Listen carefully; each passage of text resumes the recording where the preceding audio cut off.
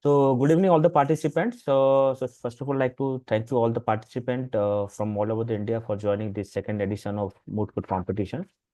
Today we have a resting guest, Dr. Prasad Amin. So he'll be talking, guiding. So this is additional effort from our side to guide you. Like we can see some of the younger students are there from first, second year also. So it will be like guiding session for you to how to prepare. And obviously here the submission deadline is there. But before that, we thought let us plan this brief session that it will help you to prepare to go to have a nitty-gritty to understand nitty-gritty of moot court and preparing memorials. So with this, on behalf of organizing committee, we welcome you, Dr. Prasad Amin, for this briefing session, and then request you to proceed with the session. Over to you.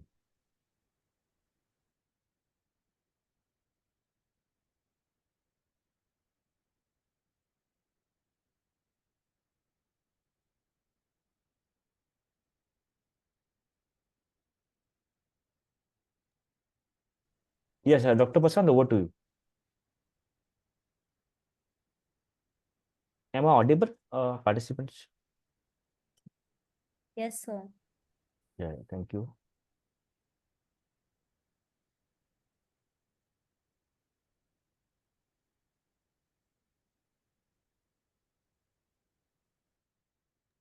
Dr. Prasad, are you there?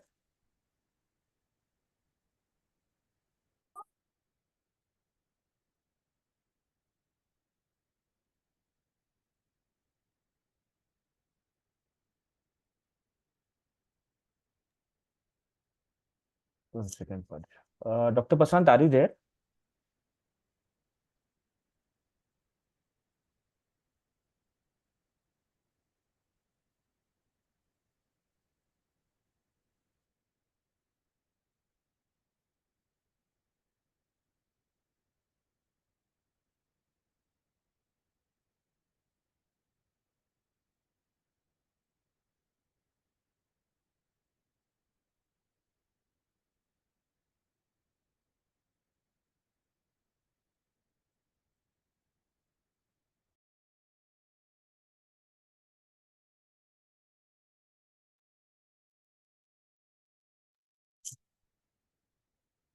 Hello, Dr. Prasad, are you there?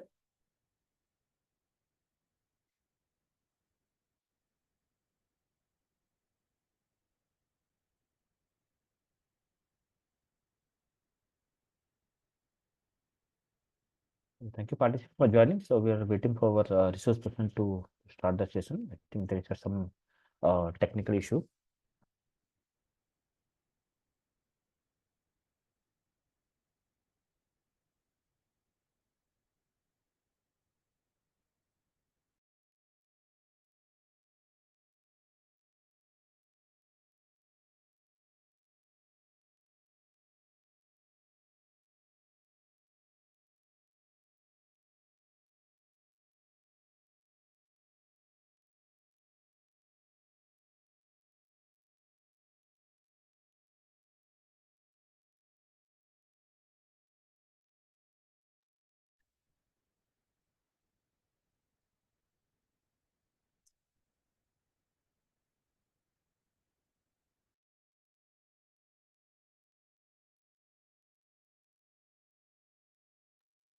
Dr. Prasad, are you there?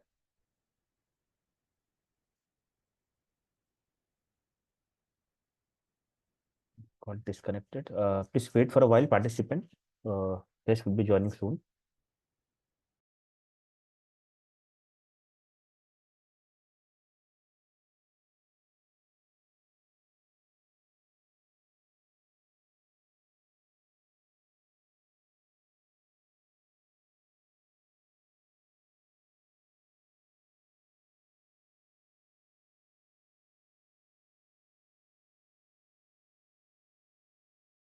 Can you hear me, sir? Hello? Hello? Can you hear me, sir? Yes, yes, yes. Please, please, please. Okay.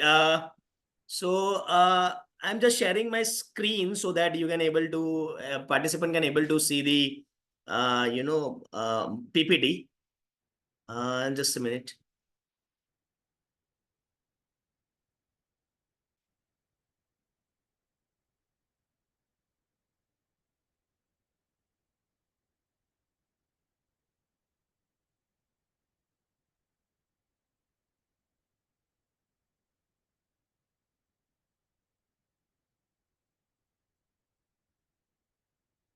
I don't know. Sir, can I send the PPT to you? You can share the screen because I am not able to share the screen.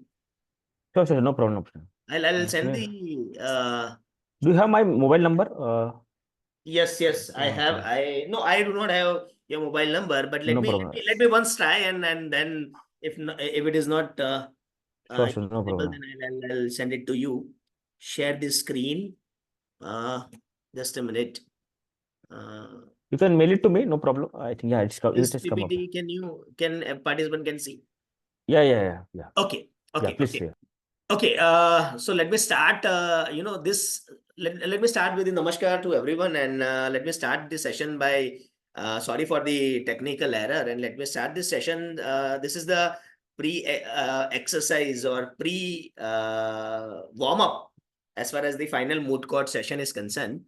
And before I'll start to the moot court session, I'll make you understand that disclaimer that before we begin, I want to make it clear that discussion in this PPT, the case studies and the examples presented in this particular session, it's purely on the academic purpose, and they are not intended to enhance. They are only intended to enhance the understanding as far as the academic understanding is concerned, right?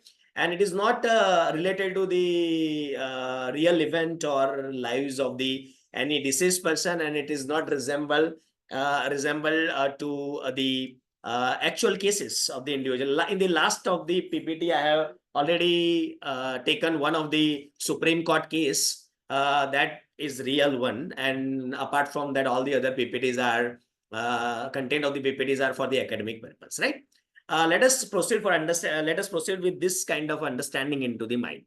Now, if you look at, I'm sure that you are well aware about the fact that this moot court session is simulations of the real court problem, and when the advocate is appearing before the honorable judge, they need to present the case. And the Aristotle once in his book Persuasion, which says that you need to persuade the judges or the bench, uh, and from the bar side you are supposed to convince according to the principles and rule of law, which is being well established, within the legal system, right? So if you look at this particular PPT, then the what is the how this moot court is structured. Then first you are supposed to identifying the facts, right? What are the facts covered into the cases, and which are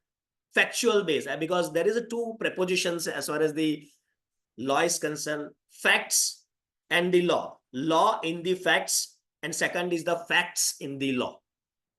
So as an advocate or as an legal profession, you need to understand facts in the law and laws in the facts. So there are certain situations where there are certain law is not applicable because the situation is such, and there are certain facts that where the the legal principle is not applicable, but as a lawyer you need to find out which are the legal principles to be applied. That is a different ball game, but we are not considering from the moot court point of view. But practically you are supposed to identifying the facts. You have to bifurcate what the facts is all about, what the legal principle is all about. Then second is defining the resources, defining the issue, sorry, defining the issues, which are the issues involved in this particular case.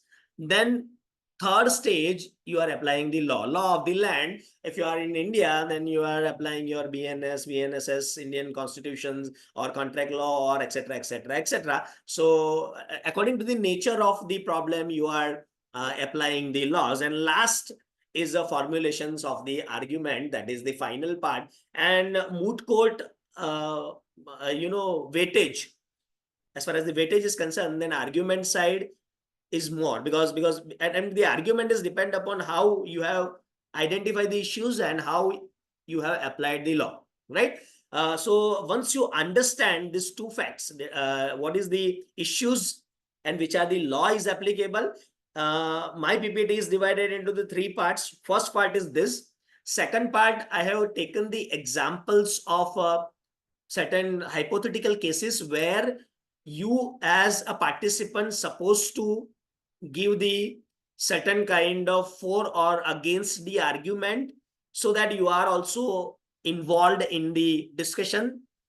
Point number 2. And point number 3, I'll show you certain videos, which is a real courtroom kind of a video, where how the senior lawyers before the bench, they are arguing. So these are the 3 part of my presentations, right? So this first portion is understanding the court, understanding the moot court structure. Second, now this particular case, now you are supposed to either unmute, or you are supposed to type your argument into the chat box, and it is the best way to unmute, and then you can call. I mean, noisy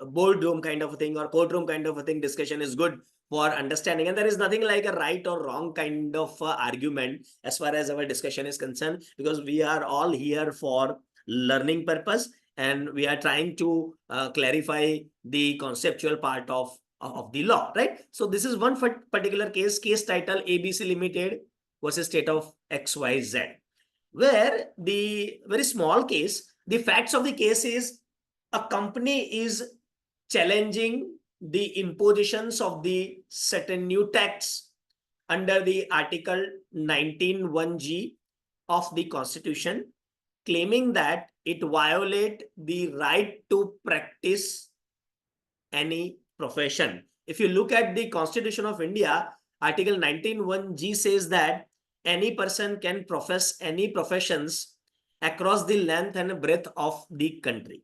And when the government is introducing any kind of a new tax regime, that time that particular tax regime is violating the freedom as far as free business is concerned, right? So issue, in this particular in this particular factual examinations of the case, there are 2 issues emerge. First, the tax is reasonable restriction under the Article 19(1)(6), because Parliament has enacted the particular law which says that we are taxing this kind of a business, which means that now the new business entrant has to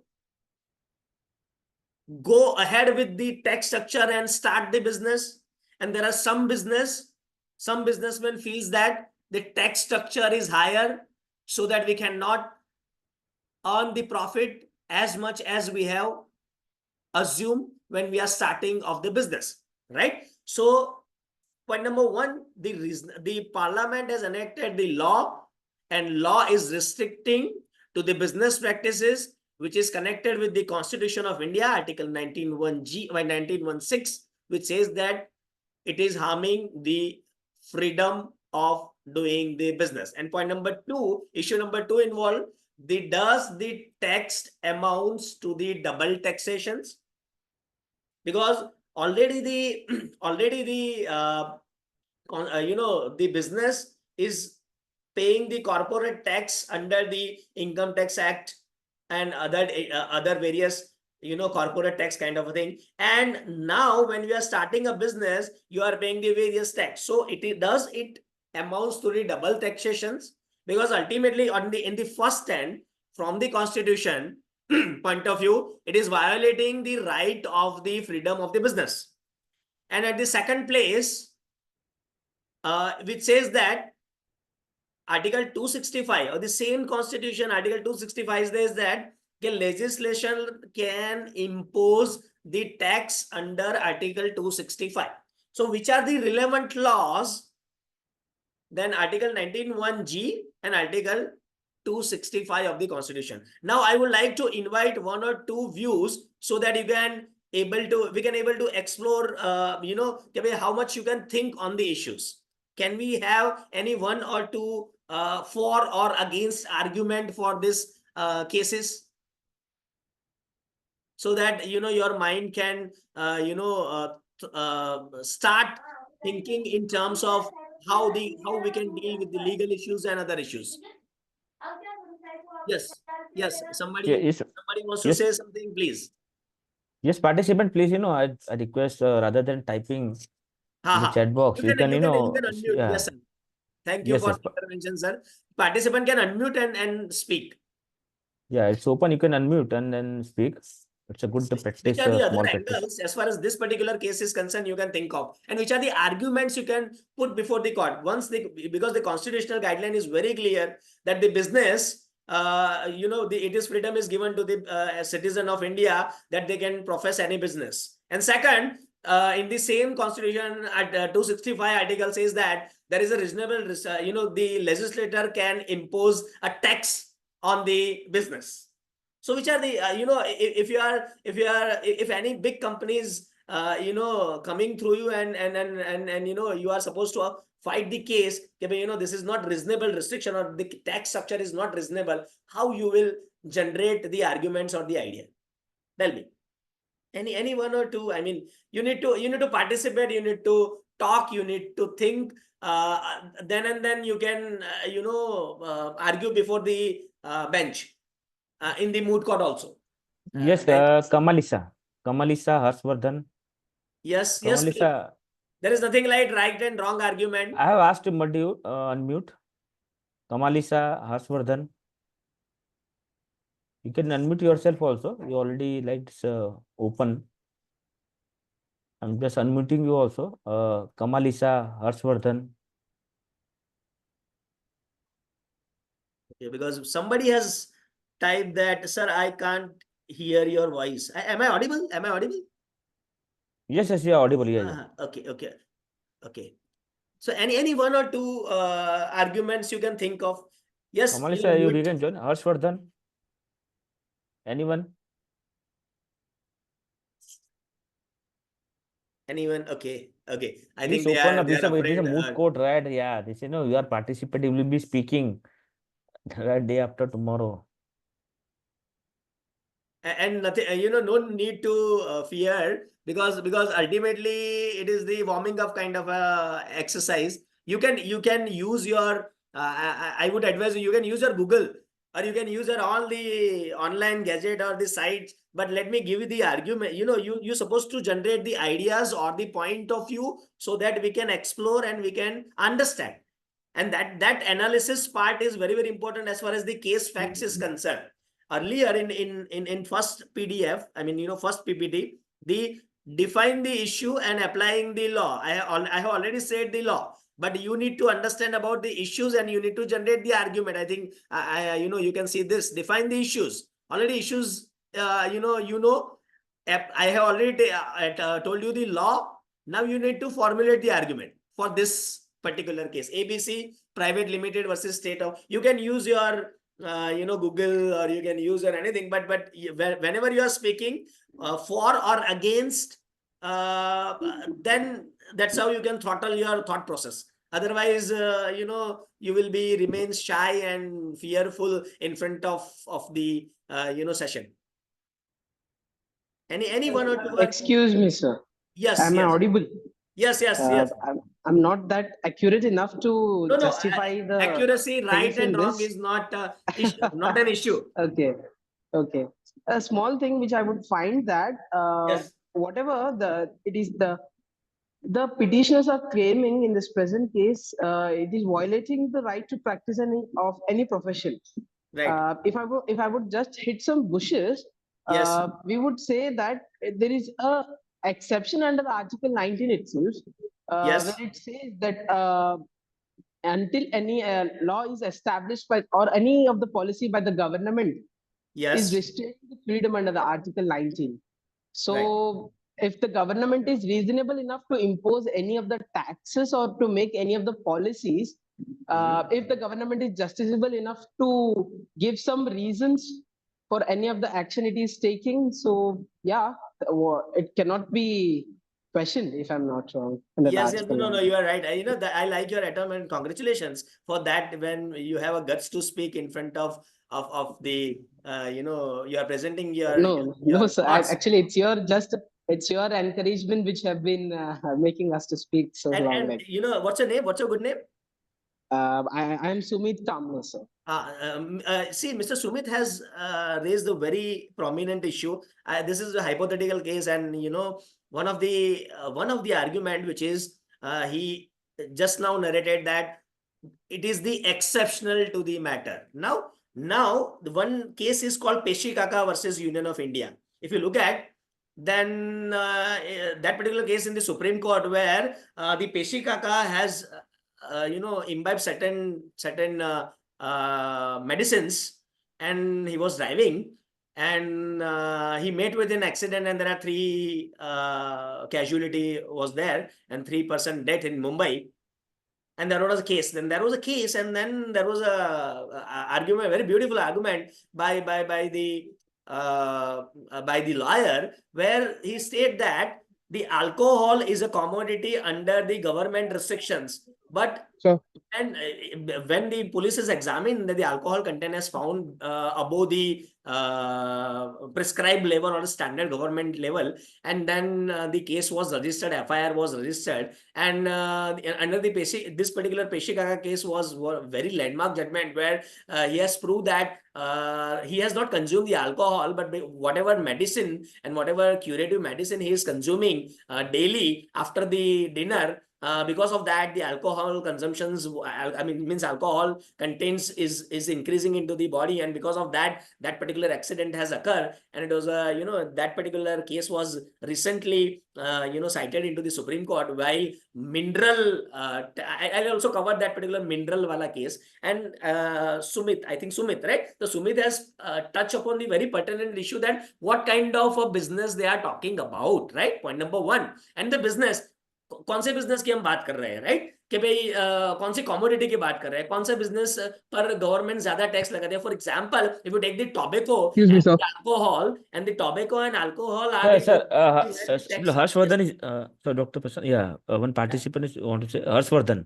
Yes, sir. Yeah, So, over to you. am I audible? Yes, audible. Yeah, Harshvardhan, please. So one argument for the person challenging this can be that all taxation should be challenged, as they need to be reasonable in nature. One of the most important thing is what the business is being taxed, what is it bringing to the society. If it's something that is bad for the society, then the taxation can be higher. For example, which you gave, this alcohol. So we have TDS for alcohol, which is a separate tax in itself, because alcohol in itself is a bad thing for society in general, what one would consider. So that government imposes more tax to discourage alcohol consumption in society. So while something that is good for the society, government actually reduces the taxes so that people are encouraged to buy that product. Right. So this is to be reviewed by the courts itself.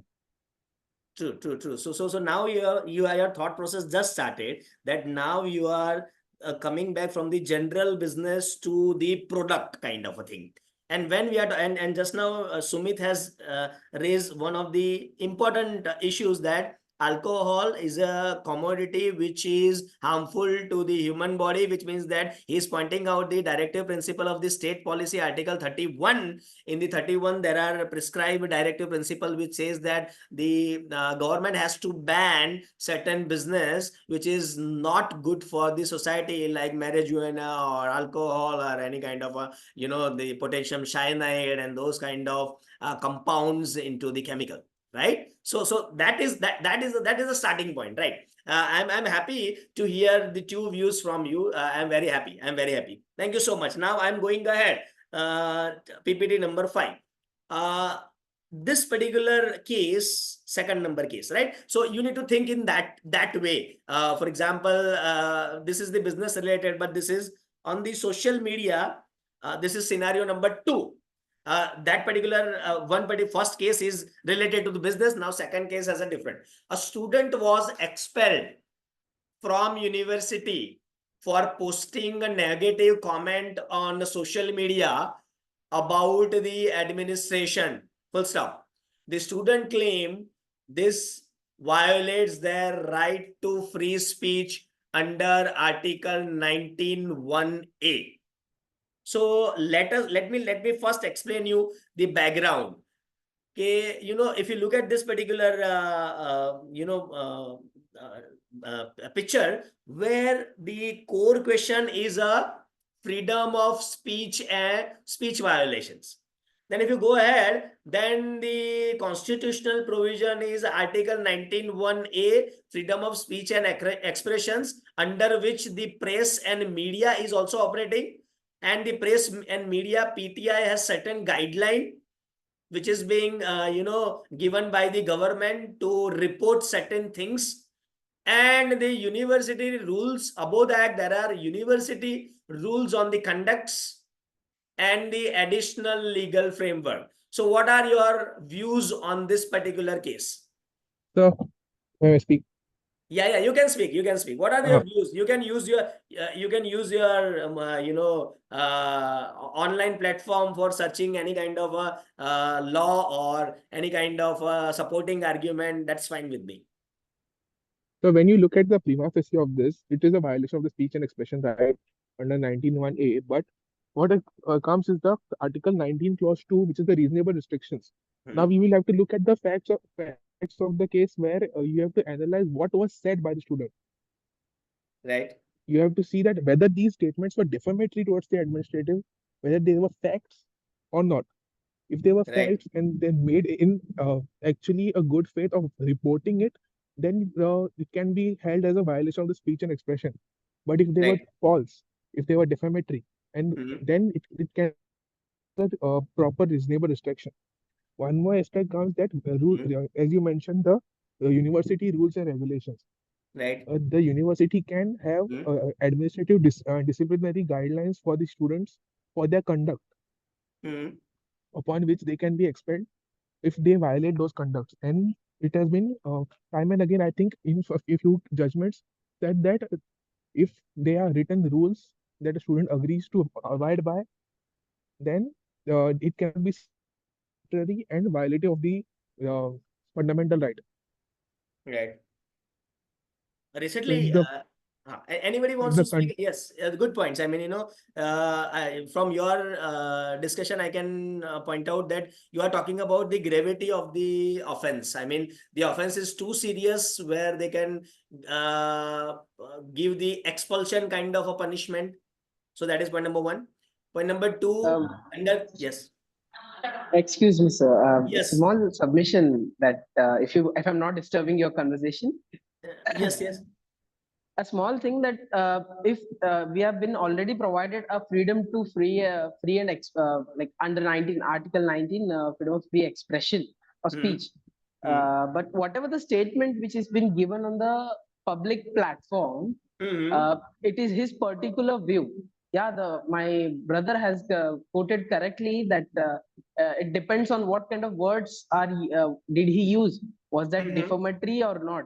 But on the other hand, as of you were mentioning that expelling him from the college or the whatever the administrative is there, that could be an extreme decision taken by the university in that sense, sir.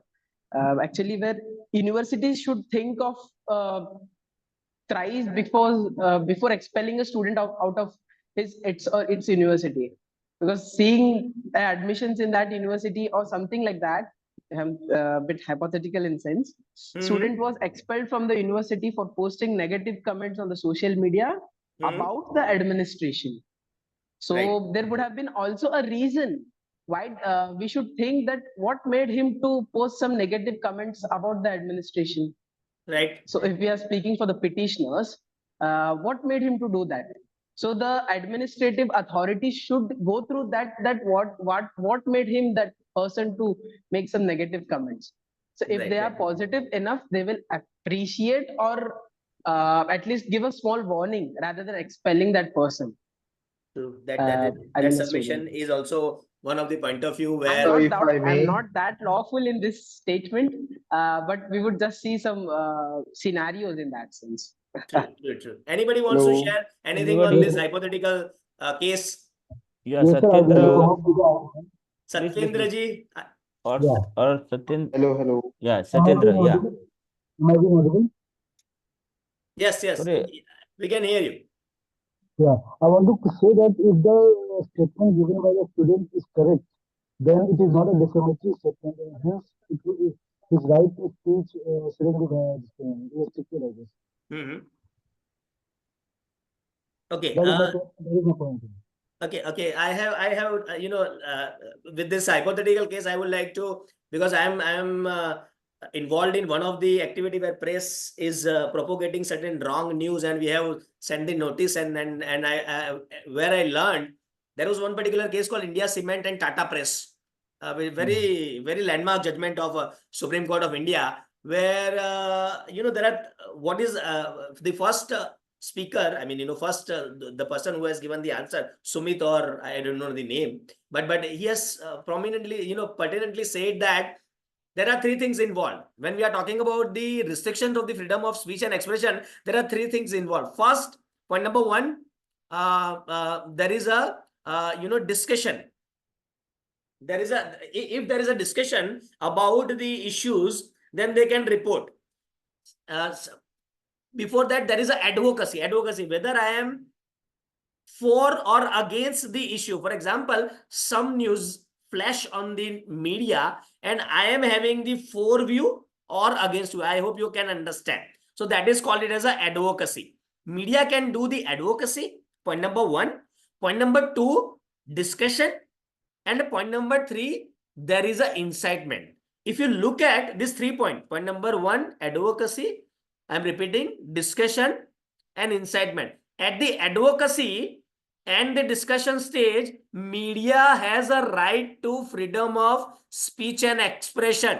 But when it goes to the incitement of any kind of disturbance into the society or incitement of the violence, then Supreme Court has a very clear guideline that the media should not perform that kind of advocacy. So the another gentleman who has submitted the argument that whether the particular because student has wrote on the digital platform, and digital platform owned by some of the media house or some of the it's a media, one of kind of a electronic media, right? So actually that particular post has seen by lakhs of the people, and that's how the defamations to the parents institute has been done, so that incitement is claimed, and whether that particular incitement is civil and criminal nature under the old IPC law, section number 499 and section number 500, defamation in nature of criminal or the civil, that we need to find out. If it is the nature of the civil, then there is a compensation is available, and if the defamation is under the nature of criminal, then there is a punishment to be attracted. So I'm very happy that the two of the student has actually point out the in this particular hypothetical case gravity of the offenses and what kind of punishments to be offered to the students, and second, whether this particular freedom of speech has any restrictions or not. That 2 points is very, very important, and looking to the facts of the case, we can determine other things. Anyway, then another point which I'm touching, whatever Supreme Court and other High Court judgment we have quoted, I have quoted during my discussion, that is called precedent matching. How effectively we match the legal precedent. There are 3 points. I hope you can able to see this particular PPT number 6, where you have to analyze the case facts, understanding the specific of each case, which helps to identify the relevant precedent. Okay, what are the similar kind of a situation was happen in this kind, जो मुझे similar kind of situation दी है, वैसी situation में कौन-कौन से decisions लिए गए हैं by the court of law. So that is analyzing the case facts, under which you are supposed to analyze which are the case laws is applicable. Point number 2, identify the legal principles. Now legal principle, yesterday when I was searching some of the research paper, where I found out that legal principle is a limit of the law. I am repeating once again the line, legal principle is the limit of the law, where law is itself is a limit, but beyond which the bench cannot give the judgment if there is no legal principle.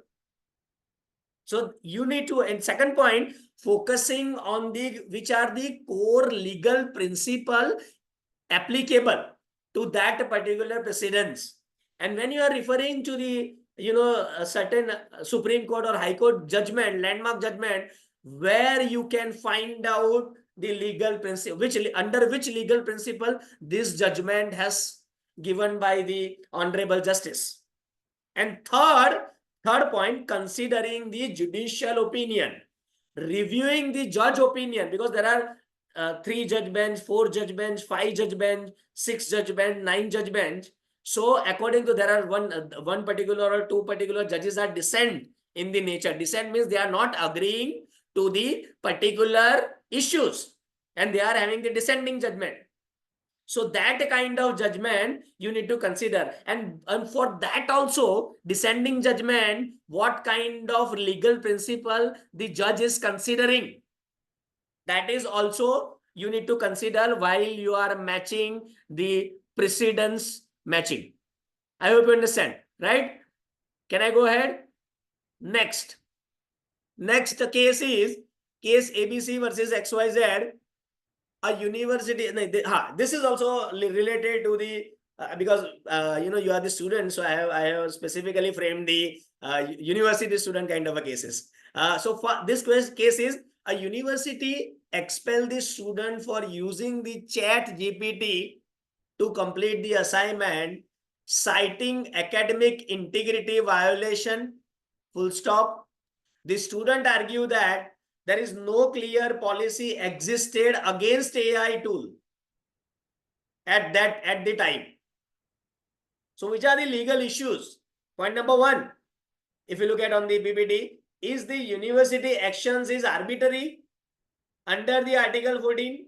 Because Article 14 says that equality before law. And does it violate the student right to education under Article 21? So now let me have your views on this particular case.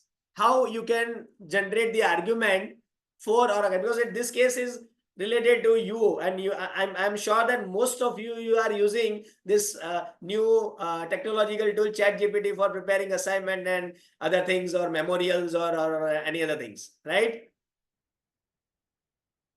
What is your legal position on the issue?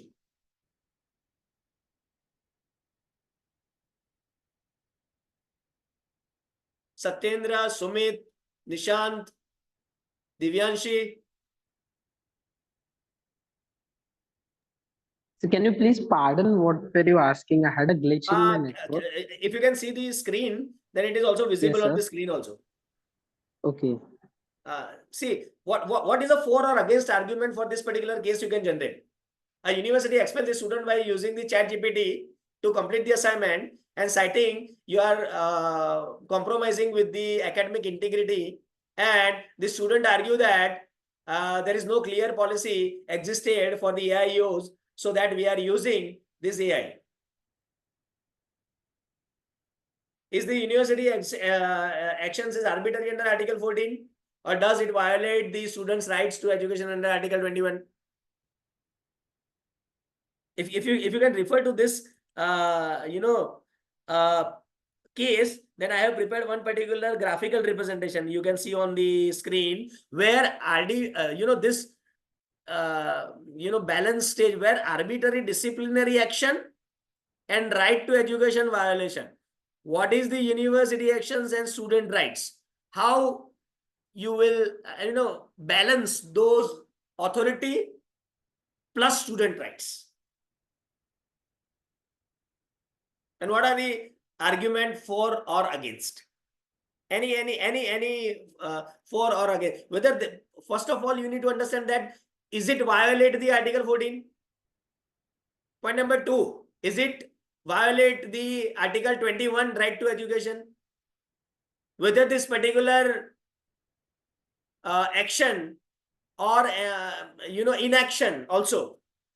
Student says that there is no prescribed guideline for the so we are using, and authority says that it is you are compromising with the academic integrity. Anyone wants to share? You can use your Google or any other kind of resources for arguing this matter. Sir, I would like to speak for Yes, please. against the thing the Yes. university is expelling the student. I would like to observe that On what ground? they are violating Article 14 because Article 14 includes the right to equal protection. In that it says that the law enforcer shouldn't be this thing. He couldn't be arbitrary in his action. Means the action which he taking is not proportional to the gain which he will receive, because expelling someone for just such a small thing is not proportional. The theory of proportionality is not being followed. Okay. So theory of proportion. So action is arbitrary. Yeah. Okay. Okay. So one of the submission from the Satyendra ji, action is arbitrarily. Any other wants to speak against or for? One of the submission is action is arbitrary. Excuse me, sir. A small Yes. submission that actually there should have been, if I'm thinking hypothetically, there should have been already a procedure or a regulation in the university's guidelines that if it is an assignment to be submitted, it should be in the written form. So what the university expects is, if I'm interpreting that regulation, what university expects is the students themselves has to prepare an assignment or project of their own sense. Using AI is something which is unethical in sense. But the yes, I appreciate your submission. But the thing is that the student is already claiming that there is no prescribed guideline for not using or using. So how you will defend? How you will defend? Yes, your submission is appreciated. And again, when we talk about the education, in our Veda, we says that let the noble thought comes from every angle or every side. In our Veda, the first sloka says that let the noble thought comes from every side. So if there is a new technology and student is using, how the authority, I mean, I am using the word authority, not university or any other things. I am using the word authority can restrict, impose any kind of regulation for this kind of a matter. I mean, I need your suggestions, view, thought process. Sir, I would want to like to say that Please. There should be some national or state laws which prohibits the chat GPT thing. Then it can be applicable ki the student can some action can be taken against the student. When there is no law which prohibits usage of chat GPT, then it becomes very arbitrary to this thing expel a student just because of using chat GPT. So in the eye of law, the action is arbitrarily, but we do not have the law to cover this particular area. That's what is the we can settle on the facts on that issue, right? Can I put up my words? Please. Sir, the ultimate object of giving any assignments is what the student learns from it.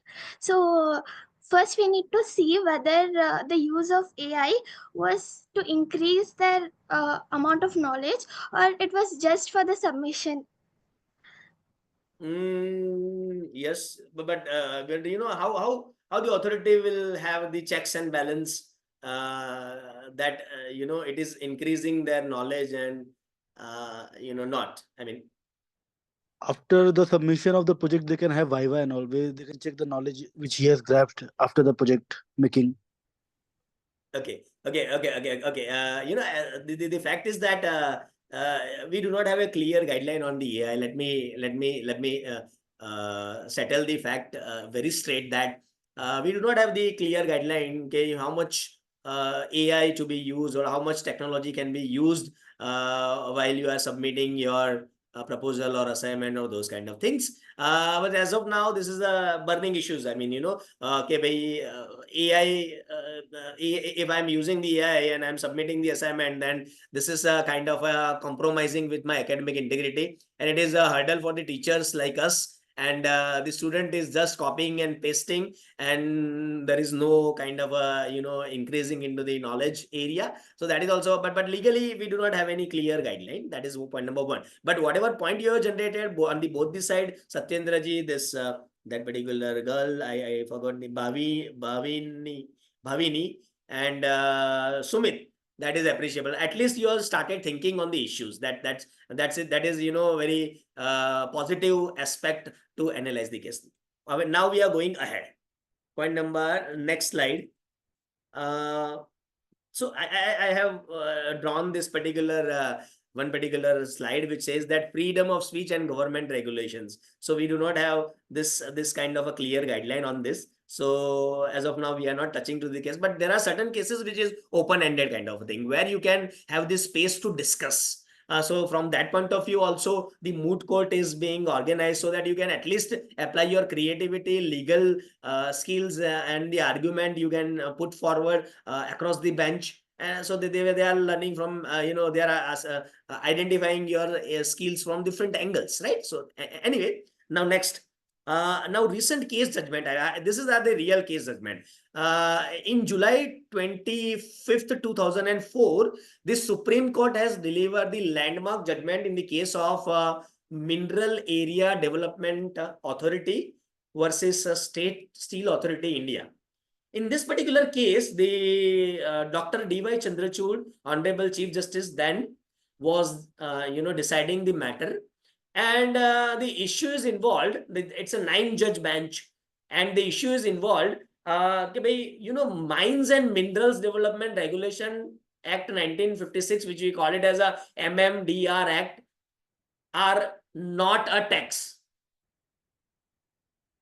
Means whatever mineral we are getting from the earth, it cannot be taxed by the government. Now the issue is very, very complex. I mean, if you look from my point of view, then issue is very complex, because whatever minerals, whether it's gold, whether it's a silver, whether it's a oil, or whether it's any kind of lignite, or any kind of LNG, any kind of CNG, all the minerals we are getting from the earth, it cannot be taxed by the government, because the argument on the other side is that mineral is a public resources. That is a public resources like water, air, and those kind of things, etc. Water and air is available for the public, and public is happily using. So the government cannot tax the same way as a mineral. So mineral can be taxed or not. So that was the case. And in the landmark judgment, India Cement was the state of Tamil Nadu, the royalty which the government imposing on the mineral, it is taxable. And that judgment was, that 9-judge bench has decided, the court ruled that the judgment would, there is a second case also where the issue is, the settled fact that the court, the settled fact that the mineral, on the mineral, the government can tax, legislator can tax. That was decided by the 9-judge bench, and there are 1 or 2 dissent judgment. And then there was a second case into the subsequent writ petition where it says that whether this particular taxation can be retrospectively affecting or prospectively affecting. Because the state is arguing that mineral is our own property, and the central government does not have the jurisdiction to tax the mineral. I hope you understand. I hope you understand what I'm trying to convey. That particular mineral is available in one particular state, and that state owns the right not to pay the tax to the central tax. And the central government says that center has a right to tax the particular mineral, and the sum amount, that particular tax amount, goes to the central government treasury. Right? This is a real case. Huh? This is not the hypothetical case. This is the real case where the tax payment has very interesting implications. The court has ruled that the tax would be paid in the staggered installment over 12 years, starting from April 1, 2026. Because their retrospective or prospective effect can be given to the tax structure or not. Because already the, in Gujarati, we called it as a khanij, or all the minerals which is we obtain from the land, crude oil or those kind of things, right? The judgment, no penalties or the interest could be imposed on the retrospective, but the penalty, whatever penalty related tax cases has been pending into the court of various state, it has no tax demand. And the judgment fundamentally altered the landscape taxations on the mineral tax in India, and it gave the state the power to collect the tax, because that particular mineral is available into that particular state. However, it means that the tax law and the other fiscal incentive may not be uniform and vary from state to state. In the recent judgment, July 25, 2024, Supreme Court has delivered this judgment on MADA Act versus SAIL, and on April 1st, retrospective effect wala judgment hai, and on April 1st, 2026, start the staggering payment of the tax. April 2026 से वो जो पिछले लोगों का बाकी है, जो लिया नहीं है, वो लेने का चालू करेंगे, and they have the plan. Now here on the mineral, the royalty can be charged. Now royalty is a nature of tax or not? That was a question before there. That was a very complex questions before the Supreme Court of India. Whether the royalty is a nature of tax or not. अगर मैं किसी को royalty charge कर रहा हूँ, तो उसको tax गिना जाए या ना गिना जाए. I hope you understand. So the Supreme Court has, in this judgment, has bifurcated on 4 grounds: quantitative basis, consideration of the payment basis, statutory agreement, which means that statutory agreement within the state, this side, and the privilege grant to certain state. So on that basis, the quantitative basis, the Supreme Court said that it is determined the royalty based on the amount of the mineral is accepted. Considering the payment point of view, the payment made to the mineral for the resources extraction, it is related to the again the state laws. हर एक states के law अलग अलग होते हैं, तो उस हिसाब से लेना चाहिए. Statutory agreement, the legal framework governing the mining lease between the party, because lease जो लेते हैं माइनिंग, जिसको लीज पर देते हैं, वो थर्ड पार्टी होती है, और माइनिंग में से जो कोल निकलता है, लिग्नाइट निकलता है, क्रूड ऑयल निकलता है, so that is also covers under the lease between the party, state government and the private party, and what kind of a privilege is to be granted. And royalty is the nature of taxation or not. For that, the Supreme Court has said that taxation is what? It's a revenue generation. Point number 1. Now the revenue generation exercise, which is primary functions of the taxation to fund the public services, royalty included into the revenue generation or not? I hope you understand. Second, it's a sovereign power, which means that taxation as an inherent attribute, the government can tax anything. Government can tax even our walking. Government tax even our talking. And government has a right to tax even, because and that's how the tax structure can be determined. And the sovereign power on the once again says that government has a perfect right to apply the tax on the minerals. And the legislative actions last, which says that the role of the legislator to impose the tax on the mineral, whether these are valid or not. So here in this judgment, 9th judgment, whether the royalty is a nature of tax and the tax, उसको tax गिन सकते हैं या नहीं, या royalty वो tax है या फिर टैक्स ही रॉयल्टी है.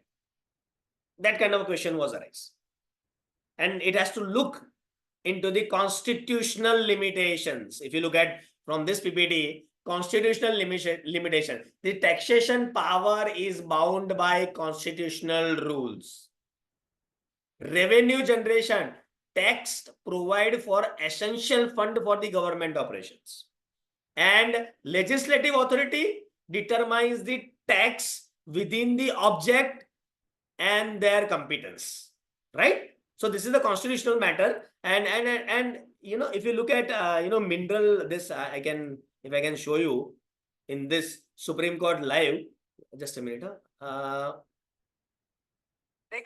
Smart is found to a perfect match. Just a minute. I'll just share this quickly. Some of the points. Can you able to see this? Section 25 is a standard recovery provision, allowing the government to recover any dues payable to No, not yet, sir. statute or the terms of the contract. Pertinently, Participant, are you able to see the video? cannot be deemed to be a tax merely because the statute provides that. Can you see this video? There are major Not sir, not sir. between royalty and Okay. Sanjay, we have another session, so we have 2-3 minutes only. Okay. Yeah, sure, I'll quickly wrap up. Yeah, sure. And I just want to show you one or two arguments in the Supreme Court because you need to understand that before, when you are presenting your case, that time how you are presenting in front of this. So therefore, very little is left now. Let me go to para 15. My submission, my lord, has got each of my lord. He could not follow. Yes. Justice Kohli, Justice Paul has got it. This is one of the way to represent where you are only sticking to the legal point. Second, I'll show you the another senior advocate Shyam Diwan. In a previous order which was passed by this court, the Constitution Bench has held that no other court starts with it is not follow from. That's one order which I want to draw Three options is, and all applications and petitions should be filed in this court alone. That's one order. The other order is when separate petitions came to be filed because of this direction which was passed by this court. So I mean, you need to see the which kind of We are granting liberty to each of the. I'll share this into the to assist the court chat box, the links, so those petitions so that later on you can watch, and before your submission of the moot court, you can present in this way, very cool, calm way, and I am wishing you all the best from my end. under SME. Because how they are putting the point, that is most important thing. While we are dealing with the issues of legal point, but how you are representing politely, and so that the other person or the bench can hear your argument with the persuasion. Your tone of the voice is also plays a very, very important role, where your tone should be very low, but your argument weightage should be very strong. And I have already shared some of the links into the chat box. I hope that you will understand how they are delivering their argument, how they are having the thought process combining with the legal knowledge. If you have any questions, then I think if 1 or 2 minutes, if I have, then I can able to address the questions with the Dr. Kalpesh Gupta ji's permission. And if not, then this is from my end, sir. And I hope I have done the justice to the session.